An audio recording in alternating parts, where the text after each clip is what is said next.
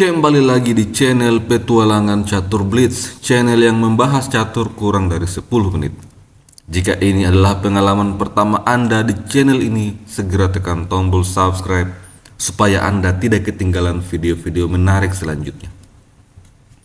Hari ini kita kembali akan melihat sebuah game yang sangat menarik dari Daniel Dubov yang baru terjadi di tahun 2024. Di game ini, Daniel Dubov menskakmat lawan hanya 21 langkah. Permainan dimulai oleh Dubov dengan E4. Setelah E5, gajah C4, bishop opening. Hitam merespon dengan kuda F6, Hungarian defense. Setelah itu, kuda C3. Langkah-langkah awal pada pembukaan ini sedikit mengarah pada Vienna game. Hitam merespon dengan kuda C6, lalu D3, membuka akses pengembangan gajah petak gelap. Gajah C5 menekan pion F2, kuda F3 berkembang. Setelah itu, hitam mendorong H6, langkah profilaksis mencegah kuda ataupun gajah menempati petak G5. Oleh karena itu, Dubov mengadu gajah petak gelap, dan hitam menerima pertukaran. Pion makan, sekarang lajur F terbuka. Dan Dubov memiliki pion di petak senter yang cukup kuat. Hitam merespon dengan dorongan D6, membuka ruang bagi pengembangan gajah petak terangnya. Dan setelah itu, Dubov langsung memulai tekanan dengan A4. Langkah ini juga mempersiapkan tempat mundur bagi gajah jika nantinya diserang. Hitam kemudian rokade, begitupun dengan Daniel Dubov. Selanjutnya, Andre Zong memainkan langkah tunggu A6, dan di posisi ini, Dubov langsung membuat langkah kuda H4. Ini adalah sebuah langkah umpan, membiarkan hitam mengambil pion E dan membuka akses menteri yang langsung menyerang kuda. Hal itu rupanya terjadi. Kuda makan pion. Kalau di posisi ini kuda makan kuda, maka menteri makan kuda, dan hitam akan menang satu pion. Andre Zong mengira dia akan memenangkan sebuah pion, akan tetapi Daniel Dubov rupanya tidak peduli. Dia memilih menteri H5. Langkah ini membuat pion F terserang oleh 3 perwira. Selain itu, juga untuk melindungi kuda yang ada di petak H4. Pada posisi ini, langkah terbaik seharusnya adalah menarik mundur kuda ke G5. Jika kuda makan kuda, maka akan dibalas dengan gajah makan pion, skak. Tentu saja raja harus lari ke petak H7.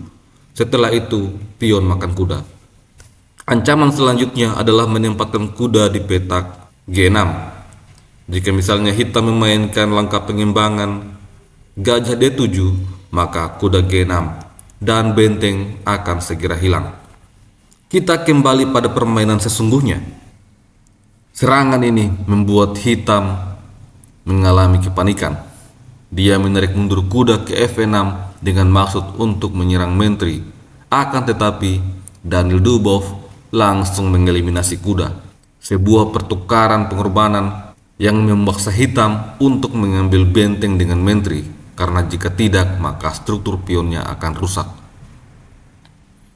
Dubov merespon dengan kuda E4, kembali menyerang menteri sehingga menteri mundur D8. Setelah itu, benteng F1, menambah tekanan pada pion F2.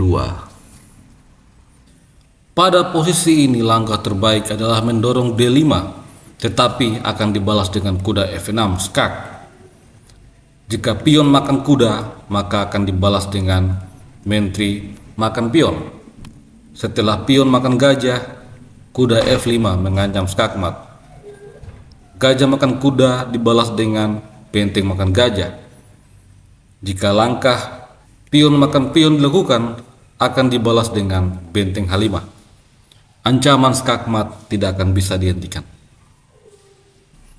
Atau jika pada posisi ini raja lari ke H8, maka gajah makan pion. Hitam berada dalam posisi yang sangat sulit.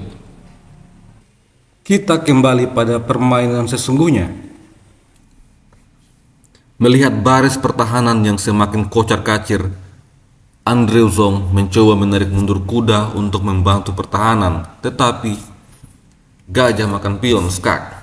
Pada posisi ini, Andrew Zong melarikan raja ke petak H8, kemudian kuda ke G5, dengan rencana membawa menteri menyusup untuk melakukan skakmat. Andrew Zong menyadari bahaya dan dia kemudian membawa menteri ke petak D7 menjaga petak F5. Tetapi menteri tetap masuk ke petak G6. Kuda tentu saja tidak bisa makan menteri karena akan berakhir dengan skakmat.